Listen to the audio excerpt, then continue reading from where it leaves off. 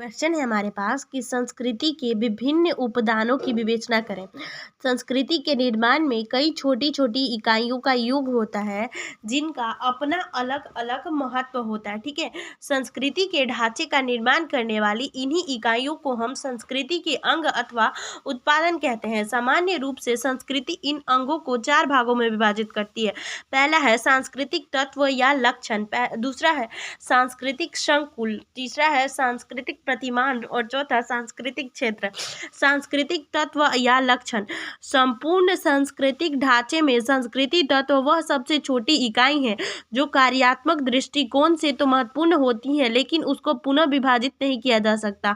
हाबिल ने इसे समझाते हुए कहा है कि एक संस्कृति तत्व व्यवहार का एक प्रकार का अथवा इस व्यवहार के परिमाण स्वरूप बनी एक भौतिक वस्तु है जिसे सांस्कृतिक व्यवस्था की सबसे छोटी इकाई माना जा सकता है। संस्कृत संकुल, संस्कृति तत्वों की प्रकृति एक साथ मिलकर रहने की होती है, अर्थात संस्कृति तत्व एक पृथक रहकर कोई भी अस्तित्व नहीं है।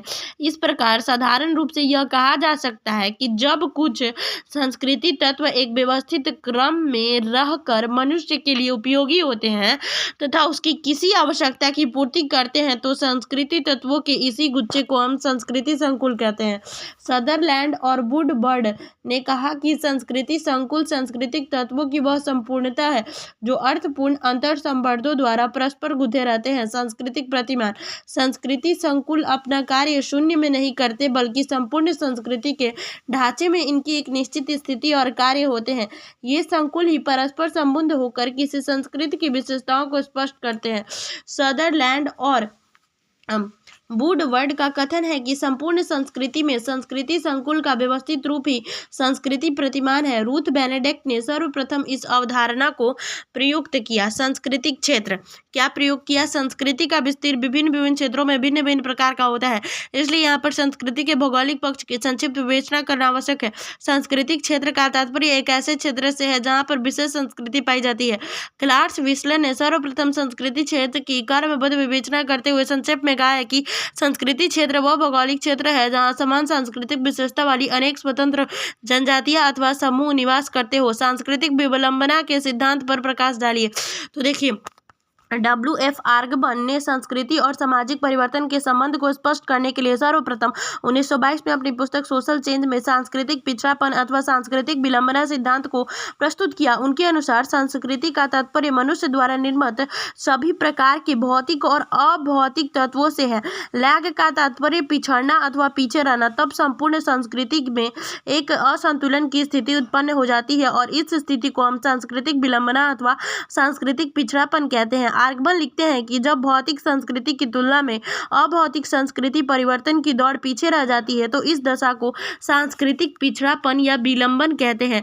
सन 1947 में अपनी एक अन्य पुस्तक ए हैंडबुक ऑफ सोशियोलॉजी में आर्गबन ने सांस्कृतिक पिछड़ की परिभाषा में कुछ परिवर्तन करते हुए कहा कि सांस्कृतिक पिछड़ापन वह तनाव है जो तीव्र और असमान गति से परिवर्तित होने वाली संस्कृति के दो परस्पर संबंधित भागों में विद्यमान होता है। इस कथन से यह स्पष्ट होता है कि भौतिक संस्कृति की अपेक्षाकृत अभौतिक संस्कृति में कम परिवर्तन होने की स्थिति को हम सांस्कृतिक पिछड़ापन नहीं कहते बल्कि संस्कृति के दोनों भागों में किसी एक भाग के आगे निकल जाने की स्थिति को सांस्कृतिक पिछड़ापन कहा जाता है। क्वेश्चन है, संस्कृतिकरण पर संक्षिप्त टिप्पणी लिखे।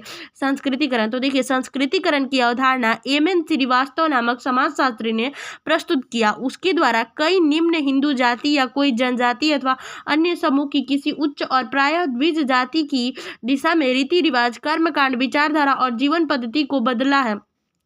संस्कृतिकरण में नए विचारों और मूल्यों को ग्रहण किया जाता है।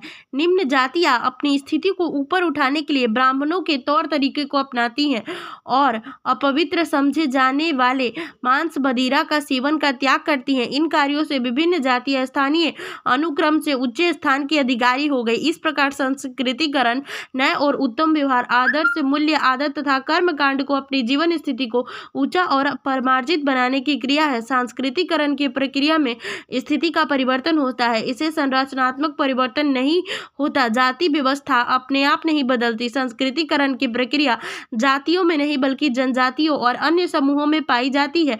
भारतीय ग्रामीण समुदायों में संस्कृतिकरण की प्रक्रिया प्रभु जाति की भूमिका का कार्य करती है।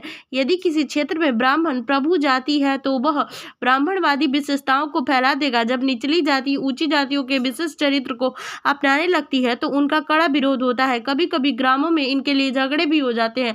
संस्कृतिकरण की प्रक्रिया बहुत पहले से चली आ रही है, इसके लिए ब्राह्मणों का वैदिकरण आवश्यक है। सांस्कृतिक सापेक्षवाद क्या है?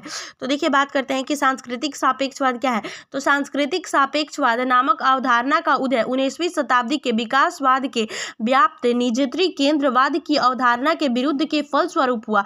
इस अवधारणा का जन्मदाता हॉर्स्कोविट्ज को माना जाता है, जबकि अमेरिकी मानवशास्त्री ब्रेंज बॉश ने इस सिद्धांत को व्यवहारिक रूप प्रदान करने में महत्वपूर्ण भूमिका निभाई। उन्हीं के प्रयासों में परिणाम स्वरूप कालांतर यह अवधारणा मानवशास्त्रीय एवं समाज शास्त्रीय शोधकर्ताओं के लिए आचार संहिता बन गई। सांस्कृतिक सापेक्षवाद का तात्पर्य है कि किसी भी संस्कृति में निहित मूल्यों एवं प्रतिमानों को उसी संस्कृति के लोगों को दृष्टि से देखा एवं समझा जाना चाहिए, न कि अनुसंधानकर्ता अपने स्वयं मूल्यों के द्वारा स्वाभाविक और प्रत्येक व्यक्ति का समाजीकरण जिन सांस्कृतिक पृष्ठभूमि में होता है वह श्रेष्ठ मानना है। किंतु सापेक्षवाद का यही मान्यता है कि मानवशास्त्री या अध्ययनकर्ता को यह नहीं भूलना चाहिए कि प्रत्येक संस्कृति के सांस्कृतिक तत्व की परिस्थिति पर निर्भर करते हैं, जैसे कि इसको में प्रचलित फीमेल इन्फेस्टिसाइड, कन्या हत्या अथवा वाइफ लैंडिंग जैसी प्रथा।